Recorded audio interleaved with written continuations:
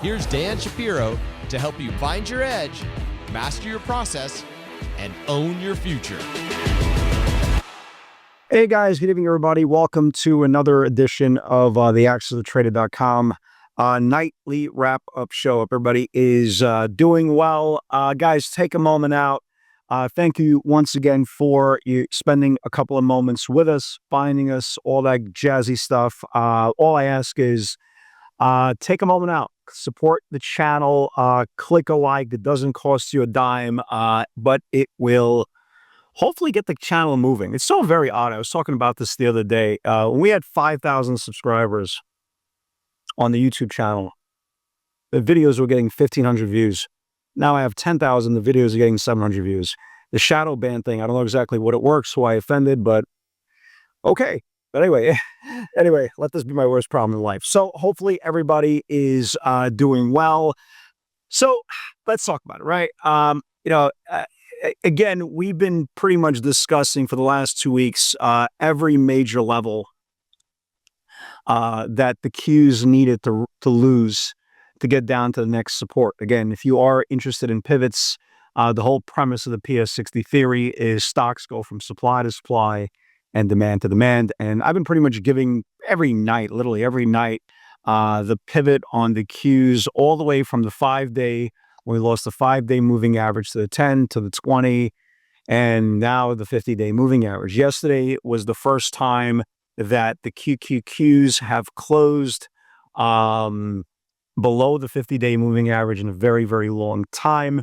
If you watched last night's video, that was a clear sell signal. I believe it was Pluto or Socrates, one of these guys. They said that nothing ever good happens below the 50-day moving average. Again, please double check which one it was. But all jokes aside, last night we talked about the potential of losing 597. I've tweeted it out. I talked about it. I think, literally it was a massive, massive level. Futures, moved up a little bit this morning. They gapped down a little bit this morning, and they're all over the place. And then finally, the QQQs lost the 697 area and just absolutely got destroyed. That was literally my only trade of the day. It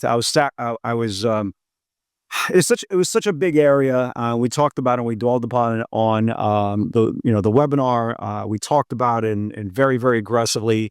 We got nearly, from pillar to post in the first half hour. If you took the 597 pivot, Qs went down almost 6. Okay. There was a headline came out of the White House that the Saudis were meeting Trump, and they basically pledged about a $600 billion investment to the United States. And then honestly, the Qs had a great spike. They really did, off the lows. At one point, the Qs rallied $8 off the lows. But again, like everything else, they hit 60-minute supply. And once they hit 60-minute supply, they rolled over. And now this is the lowest close in this whole entire formation. Now, again, is this a death sentence to the market? It's not a death sentence, but again, it is kind of what we are right now, right? We are now officially in a sell bias market. The only way it becomes a buy bias market, if the bulls need something to reclaim, is back to 50-day moving average. The 50-day moving average as of today's close is 606.60s, right? So as you can see, we're 10 points below the 50-day moving average. Tomorrow you have NVIDIA coming out with earnings. Look, I don't know. Is NVIDIA going to really save this market, right? I mean, again, for the market to have a bid, you need to have euphoria. Is anybody going to be really chasing, even if NVIDIA's earnings are great, are you going to be really chasing NVIDIA's earnings after hours, seeing how the market's been slammed from the Microsoft, from the Meta, from the PLTR earnings, regardless how good they were or were not, they were sold. All these earnings were being sold. So are you going to be the one chasing NVIDIA if they beat the top, beat the bottom tomorrow night and after hours? Again, it's a very honest question, but for me, hell no. I don't buy a damn thing underneath the 50-day moving average. Does this mean the market goes down now every single day? Absolutely not.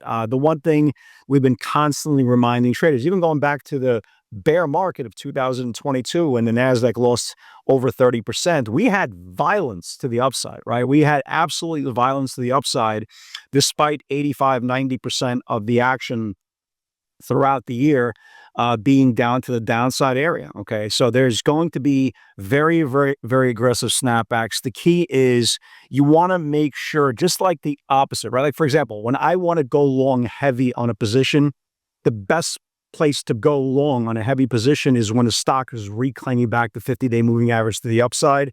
Well, that's what you want to do to the downside, because the further a stock goes away from the 50-day moving average to the upside, the higher probability gets pulled. So the same thing to the downside. You don't want to start shorting stocks that are already down 3 weeks in a row from their macro breakdown level. You want to start looking for names that are just breaking down and mirroring the indexes. And again, once we get back above the 50-day moving average, I kind of dust off the buy button. Welcome back. We missed you, right? But like I said in last night's video, with the first close below the 50-day moving average, number one, we don't know how long this is going to last. It could last for 2 days. It could last for 3 days. It could last for 3 weeks. It could last for 3 months. It could last for 13 months going back to 2022. We don't know, right? Once we get back above the 50-day, it's all good. Let's start buying stocks again. And the most important part, and again, I have to reiterate this. Again, apparently last night wasn't enough. Somebody, again, will always turn around. Yesterday, the NASDAQ was still up 17% for the year. And somebody said, Dan, the market's oversold. This is before today's selling.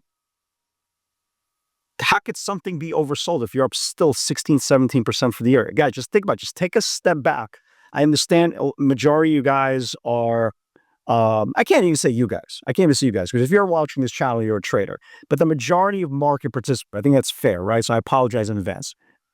I think the majority of market participants are long bias. I think we could all agree with that. I think there's a generous portion of 1 to 2% of all the population that trade both sides of the market. I think that's fair. Okay. So I'm basically saying everybody else, right? So if everybody else is long bias, they feel like this move from the highs is oversold. But when you take a look at when you look at the weekly chart, right? Does this look like a chart that's oversold? Again, we still have to test this 587 level.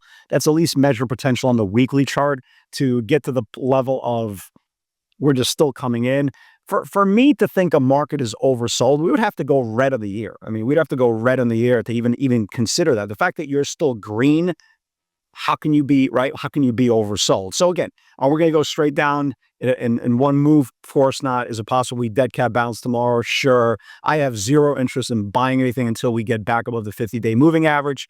But my plan for tomorrow and the next day and the next day and next day until we reclaim back the 50-day is looking for stocks that are just losing their daily support. That's it, losing the daily support. And the cool thing about an index, for example, losing a major support level is you're going to see stocks one by one start losing their levels as well. So again, I'm not looking for anything that's down. Like somebody asked me, what do you think about CRWV? I'm like, CRWV. CRWV is 1, 2, 3, 4, 5, 6, 7, 8, 9, 10, 11 days from the 50-day moving average, right? This I have no interest. Here's when it lost the 50-day moving average. I was actually short in CRWV on the 50-day, right? So here's the 50-day moving average, right? I don't want to be short down here. So this is not what I'm looking for. I'm looking for stocks, right, that are about to lose the 50-day moving average or about to lose the 100-day or the 150-day moving average so they can eventually do all of this. So let me give you guys some ideas, right? Obviously now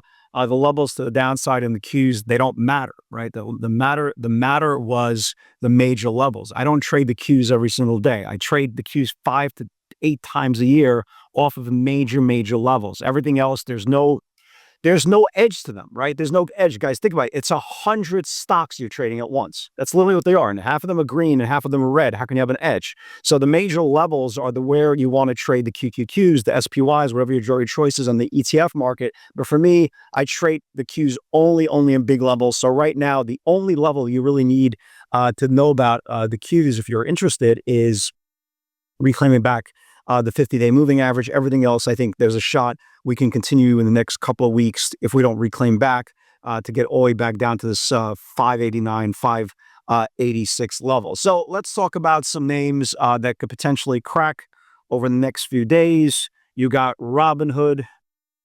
right? You got Robinhood, even though it's already below the 50-day moving average, it's only 4 days below, and it's holding on to this channel right here. I want to keep an eye on this thing. It's held support basically the same area for back-to-back days.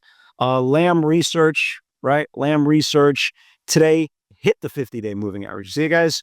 It hit this light blue line. That's the 50-day. So in the next couple of days, again, it doesn't necessarily have to happen tomorrow, but in the next couple of days, if it loses the 50-day moving average, again, over the 50 bullish, below the 50-day is bearish.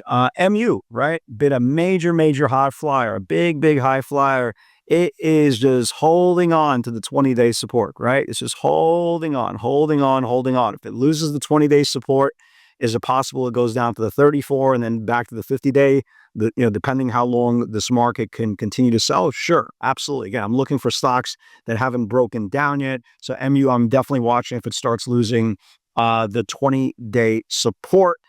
You got Uber. You got Uber, right? Uber is below the 50-day moving average. It's obviously bearish. It's holding on to the 150-day moving average, 3 days, three times already. It's held to the 150-day 3 times. If it loses the 150-day moving average, this thing is going to get squashed. PLTR, again, came out really good earnings. Again, nobody cares. That's my whole point about NVIDIA. PLTR a couple of weeks ago had a great quarter, right? I think everybody could agree. It had a good quarter. They didn't care. They sold it. So be careful if NVIDIA does have good numbers to start chasing and be, oh, it's going to go, right? So PLTR has been now below the 50-day moving average for 4 consecutive days. Now, the last support is, what the hell is this thing? The last support is roughly the 100-day moving average. Starts losing the 100-day moving average.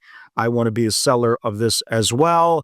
And last but not least is Tesla. We saw some 400 weekly puts coming in. We saw some 390 puts coming in for the weeklies for next week as well. As you can see, again, it's building below the 50-day moving average. 1, 2, 3, 4, 5. There's nothing really imminent that I love that I have to with both hands, but I'm starting to watch it, right? I'm starting to watch it again.